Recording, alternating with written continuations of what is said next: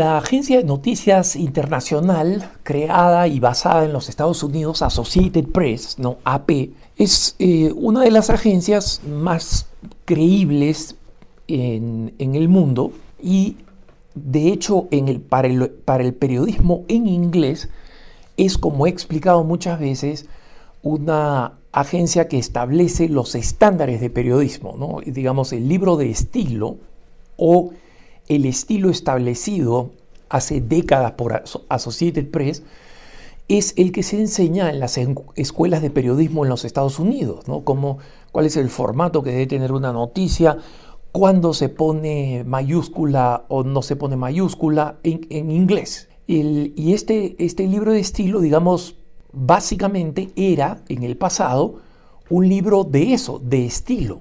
Pero lamentablemente, como he explicado en anteriores puntos de vista, se ha convertido cada vez más en una herramienta ideológica. ¿Por qué? Porque impone el lenguaje que se debe utilizar respecto de temas que no han sido resueltos en la opinión pública, ¿no? Y en consecuencia no tienen una razón científica para ser señalados de esa forma. Por ejemplo, el libro de estilo de Associated Press, como lo mencioné anteriormente, señala que uno tiene que utilizar el pronombre él, ella, ello, ellos, que una persona escoja. Entonces, una mujer biológica puede pedir que se utilice el pronombre plural y el pronombre plural en inglés no tiene masculino y femenino como lo tiene en español, ¿no? Ellos, ellas. En inglés es solamente them o they, ¿no? Y entonces el Associated Press dice que ese debe ser el formato con que trabaja el periodismo. Y como ustedes se imaginan, el poder de influencia que tiene Associated Press hace que como manual de estilo se imponga en la mayoría de las redacciones de los periódicos, de las revistas, a través de todo Estados Unidos, y que ese sea el lenguaje que se comience a utilizar y en consecuencia sea una herramienta ideológica para lavarle la cabeza con una opinión determinada a las personas, ¿no? Les pongo un ejemplo que es el término del uso es marriage equality, ¿no? O sea, matrimonio igualitario, que es como se usa en América Latina y en España. Matrimonio igualitario es el término que han acuñado los grupos de presión homosexual para decir que las parejas homosexuales tienen derecho a ser reconocidas también como matrimonios y en consecuencia, mientras esa ley no exista, hay una desigualdad, ¿no? Y el argumento que mantenemos los que creemos en la exclusividad del matrimonio entre un hombre y una mujer es que eso es lo que demanda la naturaleza, no nuestras convicciones religiosas, ¿no? Sino la naturaleza. Y que en consecuencia al Estado le corresponde proteger una institución que es la única que es capaz de procrear, de tener hijos, ¿no? Y no voy a entrar acá en los argumentos, bueno, pero ¿qué pasa con las parejas estériles? O sea, esas son excepciones, sobre eso no legisla. La ley no se crea en base a excepciones, se crea para proteger la regla, por eso se llama la regla. Y claro, toda regla tiene una excepción, pero para eso existen los jueces que interpretan la regla. No se escriben todas las excepciones para convertirlas en reglas. Entonces, lo importante acá es cuando se utiliza el término matrimonio igualitario, eso significa que una sociedad no está avanzando en la dirección correcta mientras no le dé la, entre comillas, igualdad a las personas del mismo sexo que quieren casarse. Pero el acto más reciente de abuso ideológico de Associated Press es en la nueva entrada que ha puesto en su manual de estilo, diciendo que los periodistas no utilicen los términos centros de crisis del embarazo o centros de recursos para el embarazo, que son estos lugares alternativos organizados por instituciones pro vida.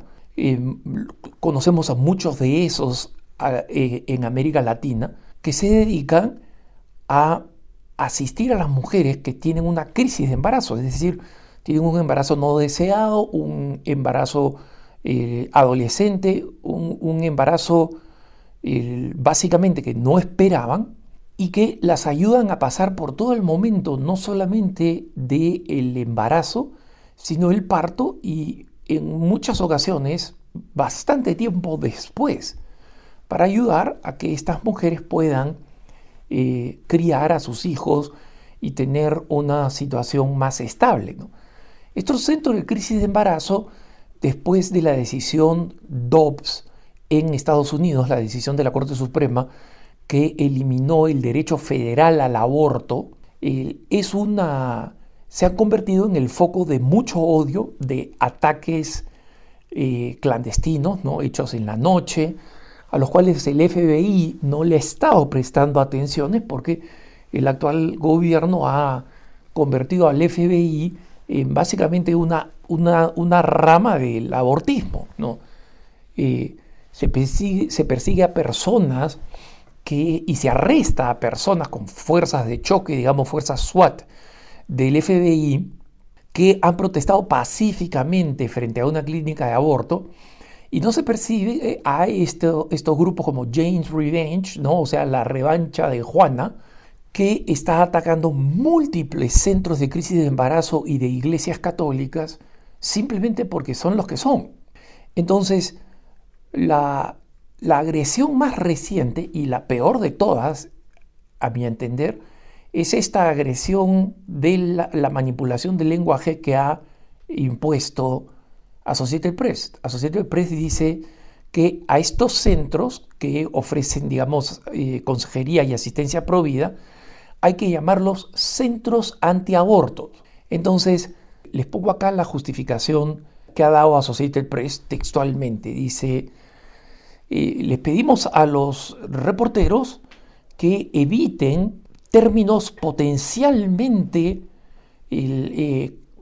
confusos, ¿no?, tales como centros de recursos de embarazo o centros de consejos para el embarazo, porque estos términos no transmiten que el objetivo general de estos centros es el prevenir abortos. Este es en el nuevo manual específicamente sobre la guía sobre el tema de abortos, ¿no? Entonces, la guía de Associated Press sigue explicando que aunque estos centros proveen consejería, material, apoyo e incluso vivienda, sin embargo, el propósito es alejar o desanimar a las mujeres de tener un aborto, y en consecuencia deberían ser llamados centros antiaborto. ¿Por qué los centros abortistas no son llamados centros antivida?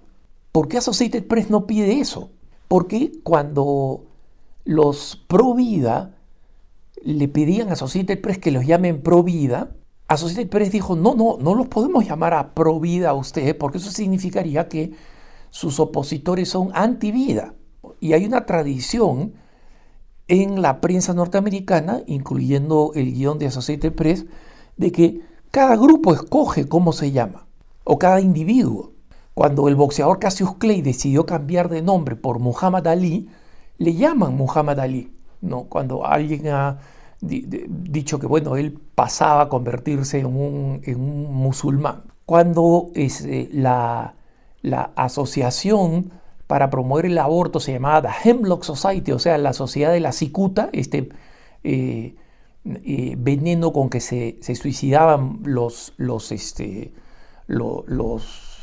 griegos, ¿no? Les llaman sociedad de la cicuta. Y cuando los antivida dicen que su nombre es pro-choice, o sea, pro-elección, los llaman pro-elección. Pero esta norma, este principio de llamar a cada uno como decide llamarse, ¿no?, tiene una excepción para Associated Press y solo una. Y esa es la excepción de los centros Provida.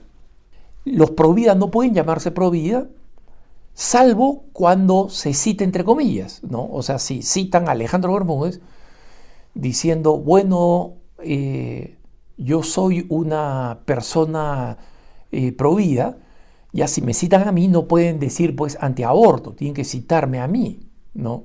Entonces el tema principal, obviamente, es que acá a través del lenguaje se está apoyando una ideología. Y por eso es importante que nosotros mantengamos una actitud enormemente crítica frente a lo que leemos y seleccionemos lo que leemos. Porque las noticias, entre comillas, informativas en la prensa secular, utilizan este lenguaje manipulativo, a veces por la gran ignorancia de los periodistas, porque tengo que decir, de verdad, en la prensa latinoamericana, la formación de los periodistas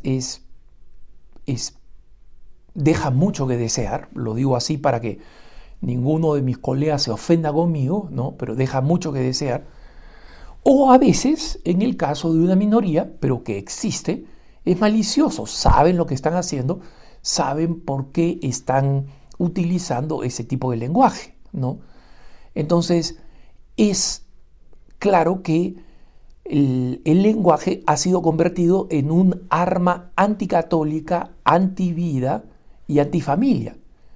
Y los católicos tenemos que saber que esto es deliberado, que Associated Press lo publica, lo dice, lo obliga a través de sus guías de periodismo, y que al hacerlo de esta manera lo hace pensando que se está impartiendo justicia, que se está utilizando un lenguaje perfectamente neutro, cuando en realidad se está sistemáticamente socavando la posición de los que estamos a favor de la vida y de la familia para presentarnos como personas que simplemente nuestra propia ideología o nuestra propia religión nos hace estar en contra de lo que aparentemente sería, entre comillas, el sentido común, que curiosamente es el que está a favor de asesinar seres humanos